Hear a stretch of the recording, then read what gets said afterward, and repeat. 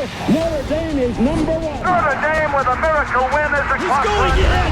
Notre Dame has scored. Thanks, Brian. Sorry, a little late. I was exercising my my right to vote.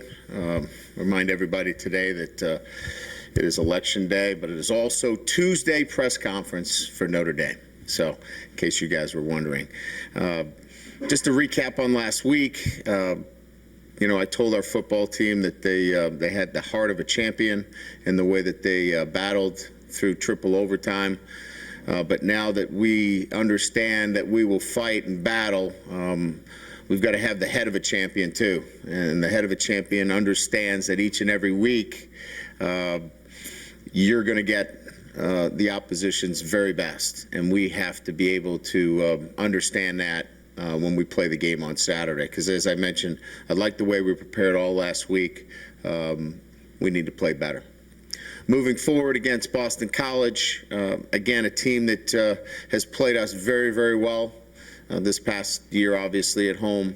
We had to make some big stops late to win the football game. Again, probably most impressed with how they're coached, extremely well coached, especially on the defensive side of the ball. They play hard, play physical, and if you take a couple of their games, they've got Clemson late in the fourth quarter in a close game, and same thing with Miami. So this is a team that, again, our players understand that if they don't play their best, they can get beat. And a lot of respect for Boston College and the way they run their program and the way their kids play on a day-to-day basis. With that, I'll open up to questions.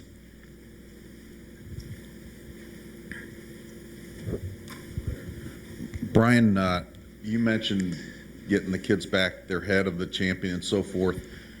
How do you feel like they came out of the win on Saturday emotionally and mentally, given all the kind of noise with the media about how Notre Dame's clearly the number 4 team and such?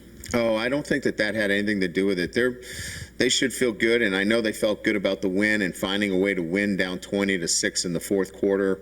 I know they feel really good about that. But they clearly learned too, and they learned this group has not been 9-0, so they learned about how difficult it gets as you get down to just a few games left in the season, and how everybody can make their season beating Notre Dame. So, this is new territory for them, and they're learning. And I sensed and felt in talking to our guys that they clearly understand that they can't play the game any less than their very best if they want to win.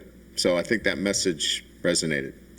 In your 2009 experience, what did you learn from that in terms of, again, you were on the outside looking in, there are people kind of almost forcing you to defend your schedule at certain points. What did you learn from that experience that's maybe helping you with this? I think I've handled it in the same way. I never went out in the media and tried to defend what we did. All I said was, the schedule was set, here's who we've played, and all we can do and all we can control is winning these football games.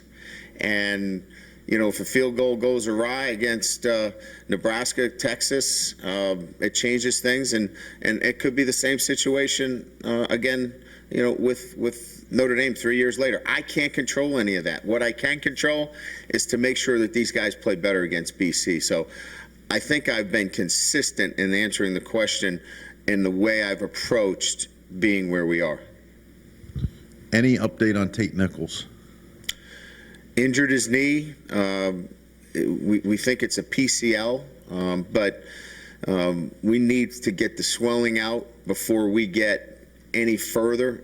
He is likely out for the season. Okay. And again, sometimes flu kind of runs its course for a while. Do you feel like it's run through the team yet, or are you still seeing? No, we got a couple of guys that are battling it again this week, but we got it a little bit sooner, and I think we're a little bit ahead of the game this week compared to last week. Theo Riddick was a guy that you moved out to wide receiver out of necessity, get your best players on the field and so forth. Just having him move back to running back this year, how would you evaluate how that's turned out? I think that's been a great success. He's run hard. He's run physical. He's caught the ball for us. He's really been productive as a football player for us. So I would say that, that was as well as we could have hoped, and we still got a lot of football left. Up to this point, it's worked out very, very well.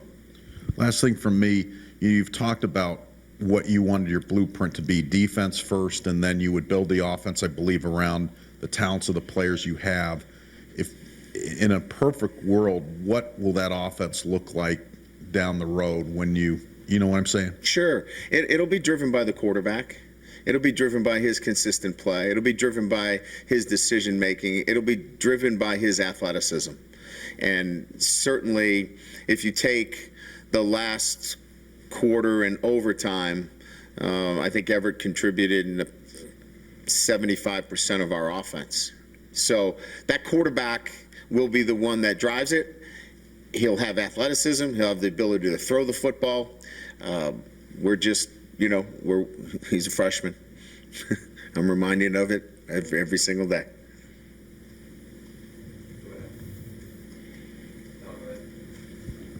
Okay, Coach, in terms of Daniel Smith, what has been his development that's got him on the field as regularly as he is?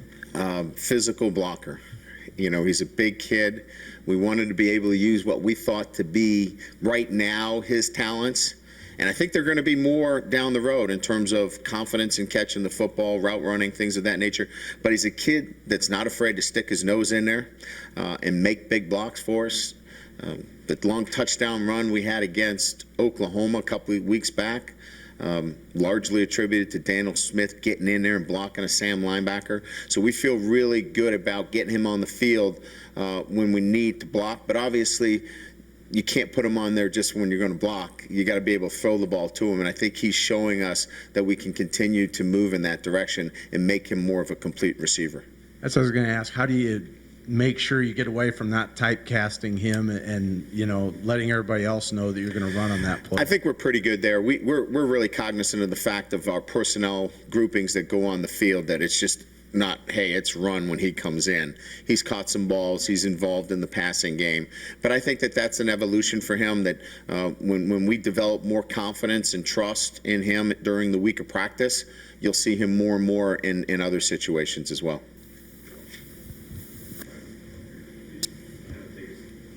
Lewis overcoming the flu last week, kind of when you knew that may have been an issue, and then just kind of after you went back and watched the tape, how you evaluated what you got out of him. Yeah, he was not feeling good on Monday, and we weren't certain of his status until Tuesday. We had not got a hold of him until about 30 minutes before practice because he had fallen asleep and he wasn't feeling well. So we went over and got him, and he was not doing very well. He wanted to try to go through some practice. He wasn't able to. So that's when we sent him to the infirmary. And he was in the infirmary on Wednesday. Came out on Thursday, really wasn't able to do much. We were under the opinion that Saturday was going to be an emergency situation only. And he felt okay in pregame. I asked him how he felt. He said, okay, is not himself is the word that he used. And then we had Kona hurt his shoulder, and he wanted to get in there and help his team. When he got in there, he played very well. He played really gutsy. He was not feeling well. He'd come over to the sideline. You could tell that he was not feeling very well, but it was just a gutsy performance for a kid that was sick all week. Like he's back or close to 100% Yes, now. he feels good. Yesterday he looked good, upbeat, joking around, the old Lewis that we knew. I think if there's no smiling or no laughing, he's not right. He's been back to what we know Lewis to be. You mentioned, where your offense is going, really driven by the quarterback, and the way Everett played in the fourth quarter. Is that about as much as you want from a quarterback at that point in terms of the running, the pass attempts? I don't know if it's something like 23 or 27 plays. I think were him in the fourth quarter. Is that Is that about the maximum there, or is that almost more than you would even want? We just have a lot of development to do, within the intricacies of the offense, the things that, may not be seen quite as much. And I don't want to get into the specific details. That's what he's capable of. We want it to be a lot cleaner, a lot more efficient. And there's so many little factors in there. But it's the big picture of what we want. Now we really want to start to refine that, and that's the next step for us. Obviously, the production of how he played in the fourth quarter is key, but the pace that he played at, you had referenced last week that you're running more plays in practice. Was that kind of evidence of that? Okay, he can play faster than maybe what you've been doing so far. Yeah, we think that we can, and we've shown that we can with him, and those are the things that he's been able to learn in terms of just his own management, his housekeeping, if you will, of getting up there, getting the play, communicating it, much more comfortable, getting the signal. I think we talked about earlier in the year where, we were worried about getting the signals. Now he's a lot more comfortable with the signaling, the communication, and that's really got him to speed up the process. With somebody like Zach Martin, I think sort of taken for granted on the outside, you're going to get a All-American type performance consistently there. How have you seen him improve through the course of the year? What's maybe impressed you about how he's come to work? One word: consistency. He's lapping the field. He's lapping the field. He is that good on a consistent basis.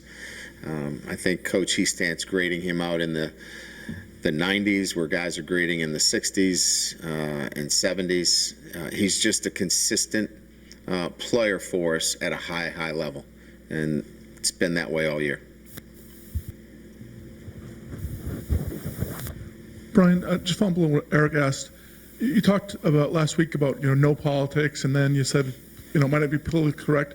Is the reason why you don't do any talking is because that's big picture stuff, and if you do it, you're afraid the team will get caught up in it? That might be one reason. The other reason is it doesn't help. If it helped, I'd be, me, I could talk all day.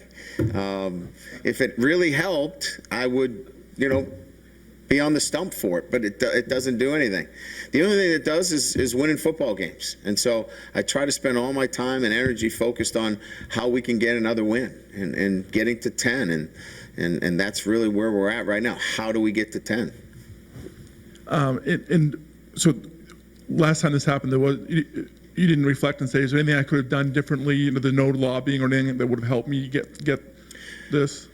No, I knew we couldn't control the ultimate goal. We couldn't control it at Cincinnati. And when you have more, the way the BCS is set up right now, if you have more than 2 undefeated teams, you can't control it. Now, 2 years, when you have 4 teams that can play, yeah, now you can control things a little bit more, and you may be talking more about your teams, but you can't now. Maybe in 2 years, you'll find me talking a lot more about it. And I'm not sure you've seen it, but a lot of people have been debating, and the one thing people have said, well, how can a Notre Dame undefeated team not make it? When you came here, Cincinnati doesn't have the history that Notre Dame does. Did you think, that this might help if I ever get in a situation like I'm 12-0 again? This wouldn't happen at a school like Notre Dame with its history and the extras that come with it? If you told me that Alabama and Oregon were also undefeated, as well as Notre Dame, I'd say, well, there's a chance.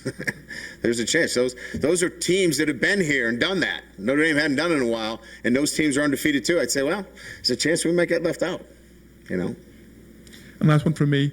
You talked, last week about just staying the course. The team didn't. I'm not sure that flat's the right word, but they didn't play they didn't do as well early on as you hoped. I know that some of that was not scoring or settling for field goals. Right. Anything different this week, or do you just trust in the fact that it's worked for 9 games, it'll work for number 10? Our guys know. They watch the film. We were here late watching film. They saw their individual performances.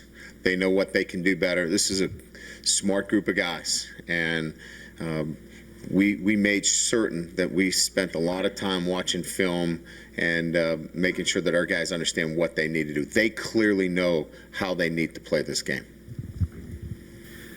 Brian, you, excuse me, you comment on Sunday that maybe you're getting a little bit closer to sticking with Everett through some difficult situations based upon what happened Saturday. How much significance do you place in the fact that he led the comeback this time, whereas Tommy Reese was the guy that kind of bailed you out in previous games? It was Everett coming back in and winning the game and bailing you out. Yeah. Sure, that spurred my comments.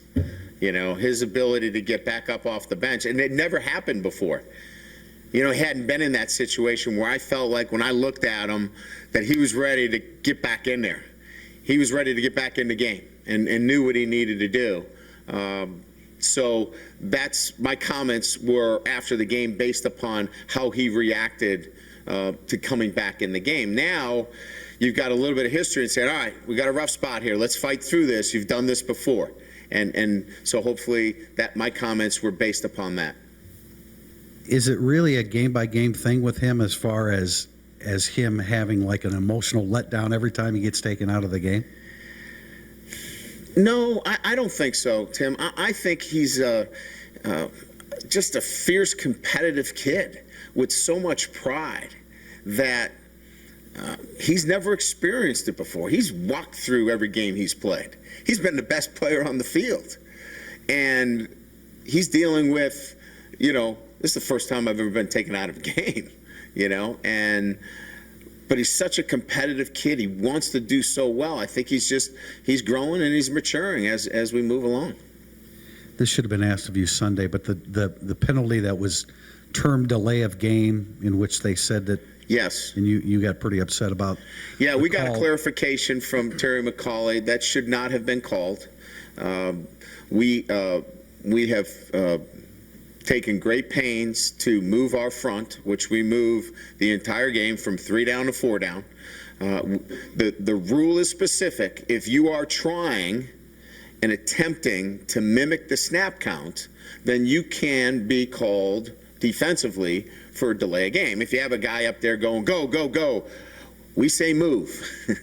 We move. Last year, we walked up and gave the move call. Now we stay back and give a move call. So we've gone through it. Shouldn't have been called. But we've clarified that. We will continue to move our front. Last week I asked you about walk-ons on special teams, and it kind of veered off in a different direction. But I was kind of asking about guys like Schmidt and Plants and Cavaleris as to what they've done. What does a walk-on have to do in order to impress a coaching staff to get on a regular special teams, especially on a team that's 9-0? Assignment correct, first of all. Second of all, he still has to have the athletic ability and the skill to get the job done at the end of the day. It can't be just because he's so smart and he knows exactly how to fit a play. He still has to physically be able to do it. And at the end of all of that, do it consistently. Or we could take maybe somebody else that maybe has a higher athletic ability and live with some mistakes. So the guys that are on there have earned their right to be on there through those three things. Thank you. Brian, out of the group of freshmen, or to your right, group of freshmen that hasn't or won't play this year, has anybody jumped out or shown drastic improvement? I'd say guys that really catch my eye, C.J. Proces, you know, he's a young man that is fun to watch. You know, Gunner's Gunner Keel, whipping the ball around there, big physical kid on scout team. Really like watching him play. Jerron Jones doing a great job on our scout team. Hard to block, big, long, physical kid. You know, I'd say those kids jump out at me, you know, right now. Will Mahone's doing a very good job for us as well. So I'm sure I'm missing some of those guys, but those guys have jumped out at me. Those guys, when you get late in the year and they probably see that they're not going to play and you're having kind of the season that you're having, how are their emotions? What are they like when, you know, they're not out there on Saturday? I would say they're probably feeling a little bit, I wish I was part of it, but can't wait to contribute, because we're going to be pretty good next year and the year after and the year after. So I think there's a little bit of both of those things running through their mind that, boy, it would have been neat to be part of this, but I'm really excited about the future. Brian? Capital Lewis Moore hasn't had his best season numbers-wise, but are there things he does that don't show up on the stat sheet that are helping on the defensive front? I wasn't aware of that his numbers were down from other years. He's been a better football player for us this year. Now, he's injury-free. As you know, he got injured last year. Extremely productive player, playing with a lot of energy, and has been a great leader for us. It's night and day in my eyes, outside of the statistics, as to his impact on this football team compared to last year. Now, he was a junior last year. He's a senior this year too, but he's one of the reasons why we're 9-0. Then wanted to ask quickly about red zone offense, and on both ends for you guys, teams haven't been able to be as productive in the red zone. What is it about not having a full field that kind of limits what you can do offensively? Well, that back end line, it's harder to stretch, vertically. So you obviously you have tighter throws. You have to be more accurate. You have to have precision. It's not a word that's thrown around very easily in our room right now. Precision's not what we have yet. You have to be so precise. I've had quarterbacks that were precise, could read things quickly, and then it was easy down there. It was just, shooting fish in a barrel. We're not there yet. So getting to that precision in that area is the progress that we have to make. Yeah. Brian, over here. Devaris Daniels coming off his biggest game. What have you seen from him since the start of the season that has given the quarterbacks that kind of trust in him to go to him in big situations? Well, he's learning how to play the game, and he's still learning. I'll give you an example. When he goes and he runs his routes, he's pretty difficult to defend. Then when he doesn't think he's getting the ball, it's one of those things. He is learning every week about how to be that elite receiver in the BCS, and it requires practice preparation. It requires the attention to detail, all of those things, and he's starting to get there. You're starting to see it. He's only going to get better and better. Was that happening a lot early in the season where he'd give up on routes if he knew he wasn't getting it? No, I don't think so. I think it's just the maturation of a receiver, whether it's Devaris or TJ. It happens to all of them. I think he's starting to understand that if he runs his routes, we're going to find you. And when he runs them, and I'll give you an example. We threw a little bit of just a little bubble into the boundary. We've been telling him all year, just run north and south. And he got 8-9 yards on a play that, he was tackled at 2 if he just kind of goes out there and tries to shake. So he's picking up all those little things that we're asking him to pick up, and I think our quarterbacks are starting to see that too. When you're recruiting, are you a guy who puts a lot of stock in football pedigree? Obviously, he's got, the background from his father. Did you ever put much stock into things like that? No, it doesn't.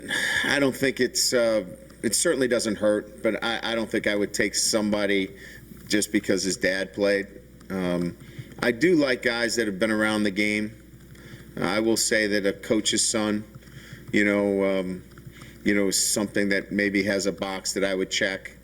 But no, I don't think that's high on my list. Coach, Kyle Brinza this year, his misses, BYU, Purdue, Oklahoma, Pittsburgh, he followed all of them with huge kicks. Yes. Do you have dialogue with I don't know how some head coaches are. Do you have dialogue with the kicker during the game? What do you think? Do you go to an assistant coach? Is it you, or who's talking to him? Oh, I go through 3 or 4 different coaches before they get to me. No, I go right to him. And I just want to check him out. Just make sure he's good, because we're going to need you later. I know Kyle Brinza. I've seen him kick in high school. I know what he's made of. He's won a state championship. He doesn't. He's going to move on. For him, consistency of mechanics. But the pressure, I always look for, is the game affecting a player? The circumstances affecting the player. that doesn't affect him. It's mechanical, and as long as I'm going over and say, hey, listen, get on the side, kick it again. We're going to need you. How you feel? I feel good. That's all I'm looking for. We asked you about this a little bit this year. On kickoffs, his kickoffs didn't reach the end zone last week. Neither did Pittsburgh's, though. Was there anything, is it something about late in the year, kicker's legs, or is it mechanics again for him? I think it's a little bit of both. Yep. Getting a little tired.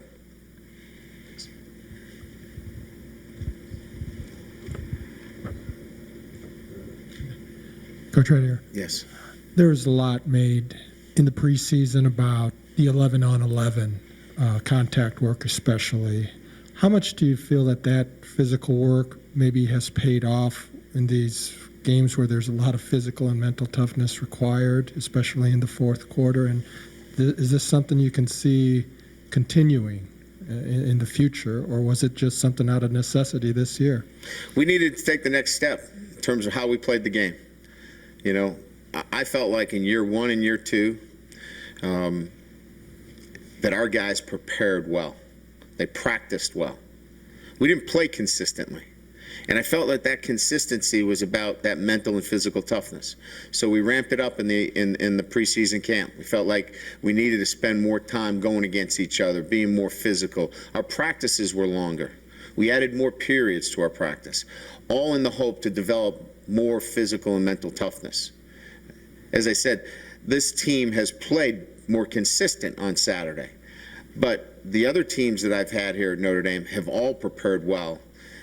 They just didn't play as consistent. Now we're getting consistent performance, and I think some of it has to do with what we did in preseason. There's sometimes a fear when you do that earlier in the season that maybe the legs get tired later on in the year. Yeah. Did the enhanced depth perhaps help you take it to that? We were thinking it would until we lost Lowe and Jamoris in the backfield, and then Lowe in particular. We had to back off on some things that we were doing in one-on-one and seven-on-seven because we were low in numbers. But I think what we tried to do is really get more unit involvement. You know, we got, as you know, we played more receivers. We got them in the games early, and so we feel like we managed that kind of practice so we could be here in November and still not have a beaten and bruised and tired football team. During the course of the regular season now, have you tapered off a little bit, or do you find that you're also engaging in more contact now than you did in your previous years here? No, our periods have stayed pretty consistent through my coaching career. You know, we're just under 2 hours now for practice, and that will lose 10 to 15 minutes. Once we get to daylight savings time, I start to pull it back a little bit. And, we've played a lot of snaps. 2 overtime games. We didn't have the luxury of some other programs in the first 4 games where they had some easy blowouts where they didn't have to play in the second half. We had to play 4 quarters against Michigan State. We've played a lot of snaps. If you look at our snaps cumulative with our first team guys versus, say, some of the top teams in the country, or I think we all know Oregon, it's night and day. And just a question, obviously, there was a situation Saturday where you had the same number on there. One of the popular questions is, why can't players wear their own jersey number anymore like they used to? Is that a recruiting thing where, no, I'd like to wear this I think number it's too? all because of you guys in recruiting. If we didn't have any of you guys, then they wouldn't really care about it. So if we could get rid of all you guys, then we wouldn't have any of these number problems. All right, so I'll give you the straight answer.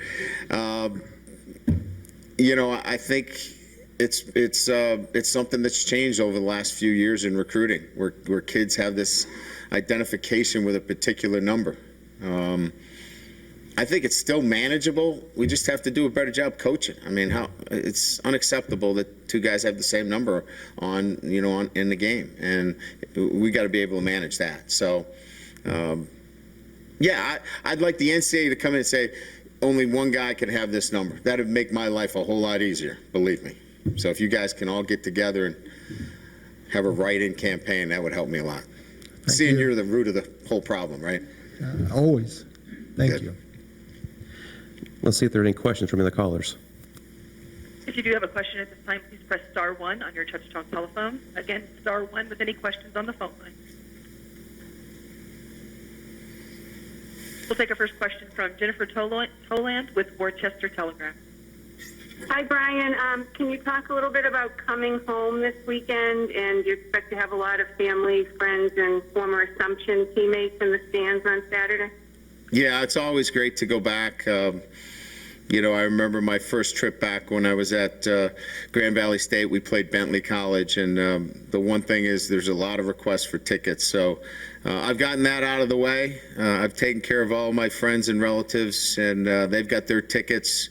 Now they're, you know, they're on their own. I've taken care of that, but I'm excited to get back there.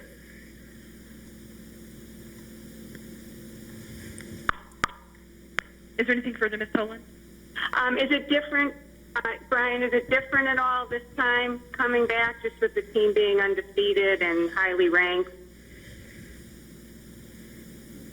No, the demands were the same my first time going back. You know, the expectations are always high. So, no, I don't think there's really any difference for me. I think I've managed the ticket situation a little bit better.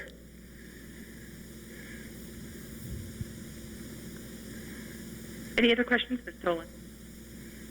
No, thank you. You're welcome. We'll move on to Emily Benjamin with Boston Globe. Hi, Brian.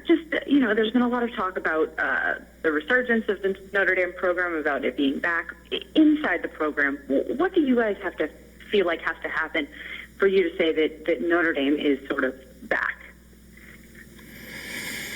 I don't know that we have a measuring stick for it. I think it's, you know, it's measured by, you know, everybody else in terms of wins and losses, and our players want to win as well.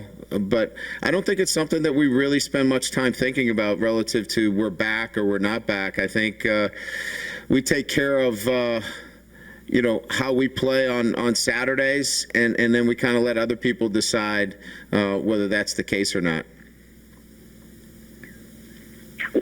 How important is, I guess, sort of a successful Notre Dame program to college football in general? Where do you see that? You know, is it important? Well, I think if you have the team, the football program that has the highest graduation rates, also a team that is competing for a national championship, I would qualify that as good for NCAA football because you have something that has both ends, you know, working towards excellence. So I think that's significant, and one of the reasons why I came to Notre Dame, that we wanted to do it in the classroom and we want to do it on the football field. What have you gotten in terms of response from alums, from people who follow the program as sort of the wins have mounted this season? Well, I just think there's immense amount of pride in our Notre Dame followers and our alums, that they want to see their university well regarded as it relates to intercollegiate athletics, and in particular football. I mean, it's part of who we are, and so there's a lot of pride, and there's certainly a lot of followers out there that are very proud of their football team and the way they're playing right now. Thank you. You're welcome. Once again, that is star 1 if you have any questions at this time.